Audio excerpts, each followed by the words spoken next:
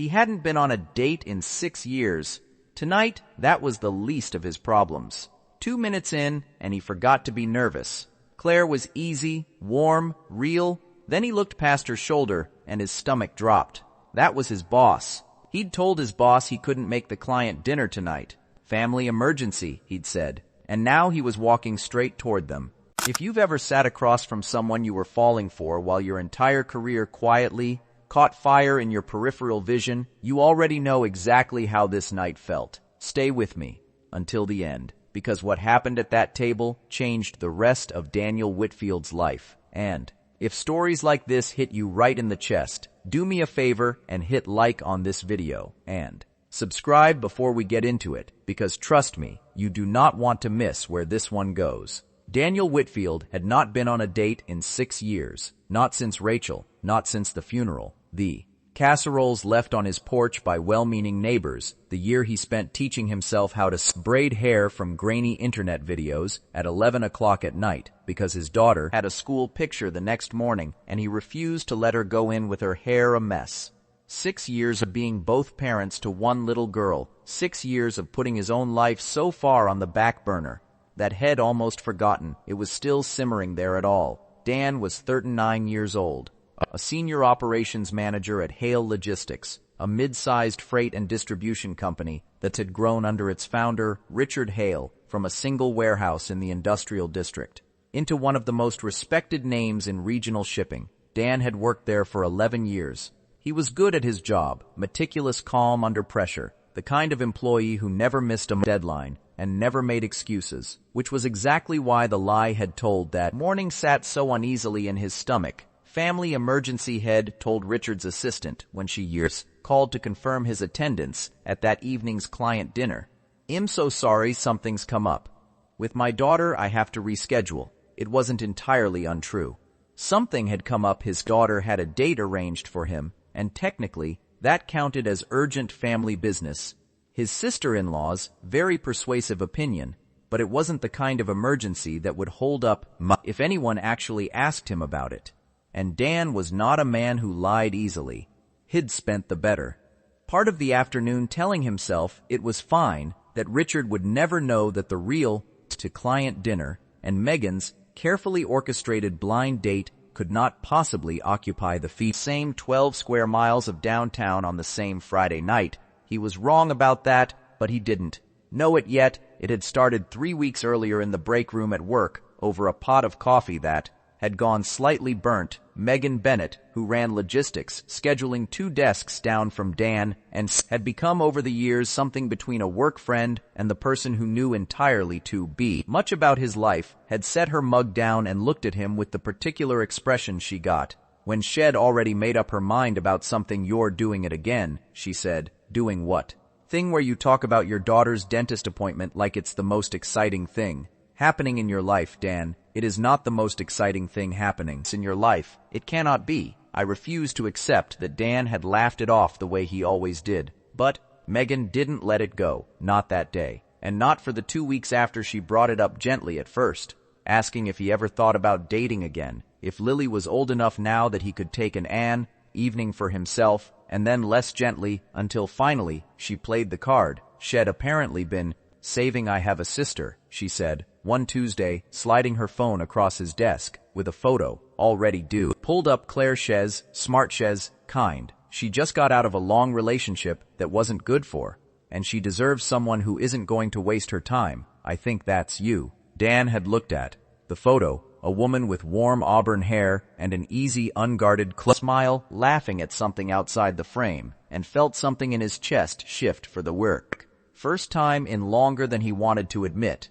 "I don't know, Megan. Lily is 8, Lily has a life. Lily has soccer and sleepovers and an entire universe that doesn't revolve around worrying about whether her dad is happy. You're allowed to have dinner with someone, Dan. One dinner that's Dan." Asking head said no twice more before he said yes, and even then, it had taken his mother-in-law, Rachel's mother Diane, who had become one of the steadiest people in his long and Lily's life, sitting him down at her kitchen table and telling him in the plain, loving way she said everything that Rachel would have wanted this for him, that grief wasn't a life sentence, that loving someone new didn't erase loving someone who was gone. So here he was Friday night, a blazer he hadn't worn since a wedding 2 years ago, a reservation at the Ember Room, a restaurant nice enough that Head had to look up how to pronounce 2 things on the menu beforehand, and a lie about a family emergency sitting in his stomach like a stone, because the truth was almost funnier than the lie. The emergency was that he was for the first time in 6 years trying to have a life. Lily had been thrilled when he told her he was going out. "Is it a girlfriend date, Shed?" asked, perched on the kitchen counter, while he tried 3 different shirts and rejected all of them. "It's just dinner." "Bug, Dad, is it a girlfriend date?" "It's a get-to-know-someone date," Shed considered, with the gravity of a much older person. "Okay, but if you like her, you have to tell me. I want to help pick if we get a dog, eventually. We are not that is so many steps ahead of where we are right now." Just saying. I have opinions on dog breeds." Head left her with Diane, who'd shown up with a bag of popcorn and a stack of movies, shooed him out the door, and told him not to come home before 11, even if the date was terrible, because a man needed practice sitting across from someone new, even if it didn't go anywhere. Dan had driven downtown with his hands too tight on the steering wheel, rehearsing small talk like a man walking into a job interview, and had arrived at the Ember Room 11 minutes early, which gave him just enough time to stand awkwardly by the hostess stand and wonder if Head made a mistake wearing the blazer he hadn't made a mistake. Claire Bennett walked in 4 minutes later in an emerald green wrap dress, and every move rehearsed line had practiced in the car evaporated instantly from his brain. She was, if anything, more striking in person than in the photo Megan had shown him, not in some unattainable magazine cover way, but in the way that made a room feel warmer, just by her being in it. She had her sister's directness in her eyes, but none of Megan's bluntness in her manner. She crossed the pet restaurant with an easy, unhurried confidence, and when she reached him, she didn't offer a handshake or an awkward half-hug.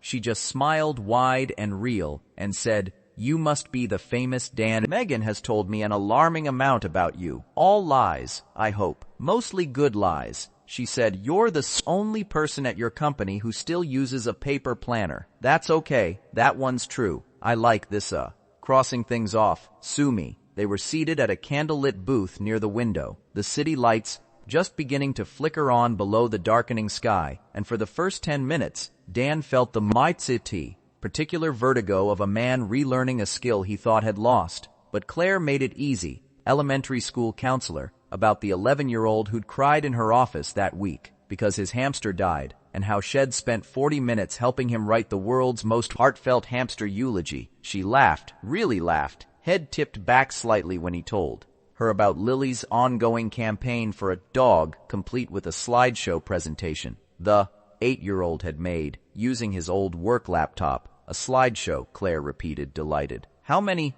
"Slides 14. There was a pros and cons section. The cons section had one entry, and it said, 'Dad, might be annoyed sometimes,' in very small font. I like her already. Everyone likes her already. It's a problem she's going to run this city someday, and none of us will see it coming." Somewhere in the Helumi, second glass of wine, Dan realized he had stopped performing. He wasn't running through mental scripts anymore, wasn't bracing for the conversation to go somewhere painful, wasn't waiting for stop you. Inevitable moment where someone asked about his wife and he had to decide how much of the truth to give a stranger. Claire already knew Megan had told her the basics gently in advance, which Dan was quietly, enormously grateful for, and she didn't tiptoe around it or make it the center of the down evening. She just let it be one true thing among many true things about him and moved on to asking what kind of music Lily was into these days, and whether had ever gotten around to fixing the bin, for Megan had mentioned, had been fixing for 4 months. "It's a process," Dan said. Meng. Building character. The disposal is building character. The disposal doesn't need character. The disposal needs you to watch one video. I've watched several videos, and I gets distracted by the comments section. People are very passionate about garbage disposals, Claire. It's a whole world. She was laughing again, and Dan felt something loosen in his chest that had been tight for longer than he could remember, and it was in that exact moment mid-laugh her hand resting near his, on the table, the warm hum of the restaurant around them that his eyes drifted past her shoulder toward the bar, and every good feeling in his body turned to ice. Richard Hale was sitting at a table across the room. Not a coincidence, adjacent table, not someone who merely he resembled him from a distance. It was Richard, unmistakably in the same charcoal three-piece suit, head worn to the office that morning, silver hair combed back the way it always was, a glass of red wine in front of him, and a folder of what looked like contract documents open on the monolith table. The client dinner. The client dinner. Dan had claimed he couldn't attend because of a family emergency, being held 200 feet away from the table, where Dan was very much not someone experiencing a family emergency, laughing over wine with a beautiful woman. Dan Clare's voice pulled him back. You okay? You went somewhere? Yeah, sorry. He forced his eyes back to her, forced his shoulders to unclench, and smiled. A smile that felt like it belonged to someone else. I think I saw someone I know. It's fine. It was not fine. His mind was already sprinting through the geometry of the room, calculating angles and sightlines, like a man diffusing something. If he kept his back angled just slightly toward the window, if he didn't stand up, if the night simply proceeded without incident, there was a chance, a real plausible chance, that Richard would finish his client dinner without ever glancing 20 feet to his left. Dan picked his water glass back up with a hand that was not entirely steady and tried to find the thread of the sever conversation again. You were telling me about the disposal, Claire said, watching him with a flicker of concern. She was too polite to push on. Yet, right? Yes, the disposal. It's ill. Get to it. Eventually, he made it through the appetizers on autopilot, nodding at the right moments, laughing a half-second too late at a joke about Claire's roommate's cat. His peripheral vision locked on Richard's table like a man watching a storm cloud roll toward him across an open field, and for almost 30 minutes it worked. Richard stayed seated deep in conversation with two men in suits. Dan didn't work, recognized, gesturing occasionally at the documents between them, completely unaware that his Peritonapseries manager was sitting in the same restaurant under a story that would not survive. 30 seconds of scrutiny, and then Dan's phone buzzed against his hip. He almost let it go to voicemail, almost, because interrupting a date to check a phone felt like exactly the kind of thing had promised himself he wouldn't do. But the screen showed Diane's name, and Diane never work. Called during date night, unless it mattered. I'm so sorry, I have to take this, he said, already sliding out of the booth. It's my mother-in-law, she's watching my daughter. Go, Claire said, and meant it. No irritation in her voice at all. Family first, always. He stepped just outside the booth, phone pressed to his ear, heart already hammering with the particular dread every parent knows. Diane. Is everything okay? She's fine. She's fine. Don't panic, Diane said, quickly hearing it in his voice. But she took a tumble off the porch step, chasing the neighbor's dog, and there's a decent-sized cut on her knee. I don't think it needs stitches, but I want a second opinion, and I don't want to make that call alone. Can you call the pediatrician's after-hours line right now? Send me a picture. Already. Sending it. He was so absorbed in the photo. Diane sent Lily's knee scraped, but not gushing Lily herself, grinning gap-toothed at the camera and holding up a peace sign because 8-year-olds are constitutionally incapable of taking their own injuries seriously. That he didn't notice the man who'd stepped away from the client table to take his own call near the same stretch of hallway by the restrooms until he nearly walked directly into him. Whitfield Dan's Pneumochtwix. Richard Hale stood 2 feet away, phone lowered from his ear, on the screen and back up again with an expression Dan couldn't immediately read. Not anger yet. Something more like recalibration. Richard Hale, this isn't. Dan felt the lie he'd told that morning rise up in his throat and lodge there, useless because there was no version of this sentence that ended anywhere good. You told Marion you had a family emergency tonight, Richard said, quiet, and even the tone he used in the office when he was deciding exactly how serious the problem was before he responded to it. I know how this looks. Enlighten me on how it looks. Then, because from where I'm standing, it looks like one of my most reliable managers lied to my assistant so he could go on a date while I sat 40 feet away trying to close an account that would have made his quarter look very good. wondering why the one person I actually wanted at that table wasn't there.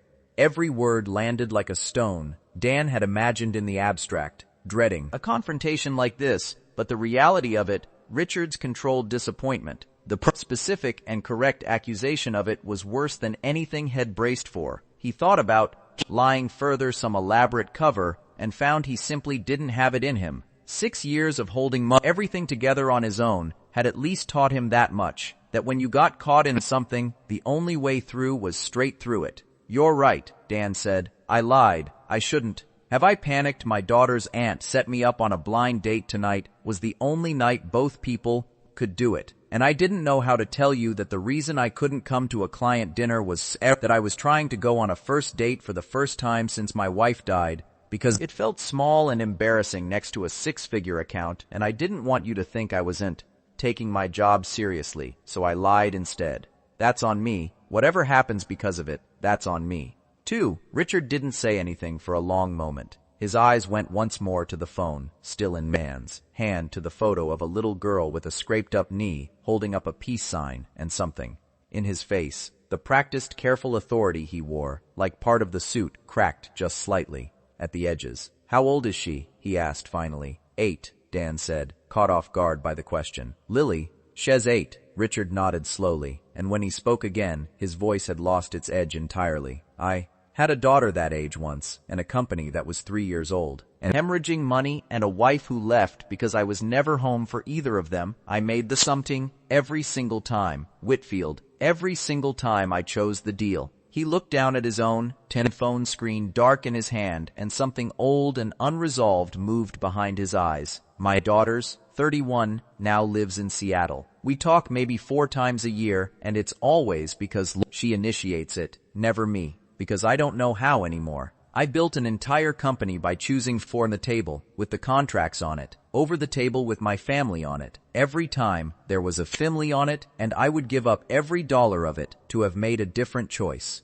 Even once." Dan didn't know what to say to that. The hallway felt very quiet, the muffled restaurant noise a world away. "Go back to your date," Richard said, quieter now, something almost gentle in it. "Text Marian in the morning, apologize properly, and don't lie to her. Again, not because I'll fire you over it, but because you're better than that, and I'd like to think I taught you better than that too, somewhere along the way." And Whitfield, he paused, and for just a moment the CEO fell away entirely, and there was just a tired man in an expensive suit who recognized something of his own life reflected back at him. "Don't do what I did. Don't let the account win. It's never worth what it costs you." On the other side, he walked back toward his table without waiting for a response, leaving Dan standing alone in the hallway with his daughter's photo still glowing on his phone and something enormous and unexpected settling in his chest. Not relief. Exactly, though, there was relief in it, something closer to being seen.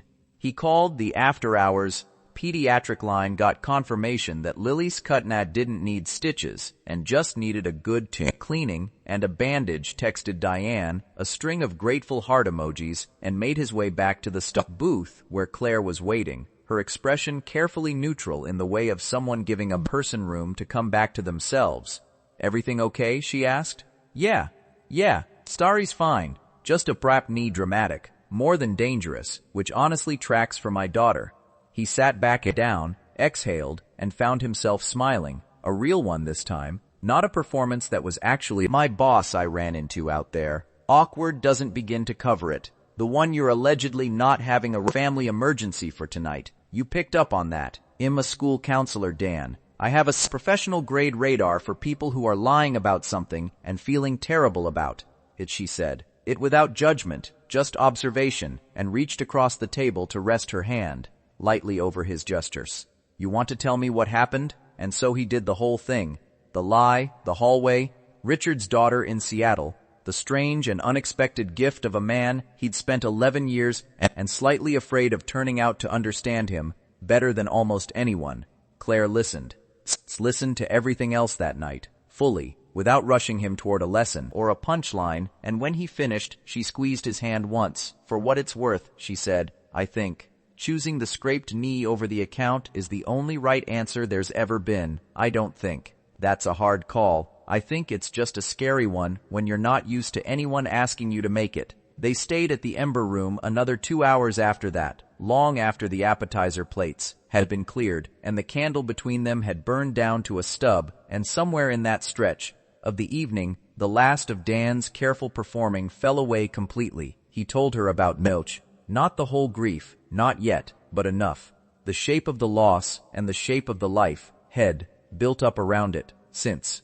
He told her about the slideshow with 14 slides and the garbage disposal video comment section and the particular terror of braiding hair for the first time at 11 o'clock at night with a YouTube tutorial paused every 4 seconds. Claire told him about her own long relationship, the one that had ended the year before, and how it had taken her the better part of that year to remember what it felt like to actually enjoy someone's company instead of managing it. By the time the check came, they'd both quietly stopped checking the time. Richard's table had cleared out an hour earlier. On his way out, Dan had both caught his boss' eye one more time across the restaurant, and Richard had given him a small warning nod, not a warning, this time, something closer to approval, before disappearing out into the night. The following Monday, Dan walked into the office fully prepared for a formal conversation, maybe even a written warning about the lie he'd told. Instead, Richard called him into his office, closed the door, and slid a printed schedule across the desk. "I've been thinking about what you said Friday," Richard said, "about choosing the table with your daughter on it. I'd like the company to start actually making that possible for people instead of just talking about work-life balance in the handbook nobody reads. I want you to help me build it a real, flexible scheduling policy, one that doesn't punish people for having families you clearly know. More about doing both well than I ever did." It became over the following months one of the projects Dan was proudest of in his entire career, a policy that let parents shift hours around school pickups and sending pediatrician appointments without guilt or penalty. One that Richard, to Dan's quiet astonishment, used himself for the first time in 15 years, flying to Seattle on a Wednesday afternoon in October to see his daughter's gallery opening instead of sitting through a vendor call he'd have skipped for nothing else in his life before that. Dan and Claire's second date happened the following weekend, and their third the weekend after that, and somewhere around the fifth, Lily met her for the first time over pizza at the kitchen table, sizing Claire up with the bill. Particular seriousness of an 8-year-old evaluating a potential co-conspirator in the ongoing campaign for a dog.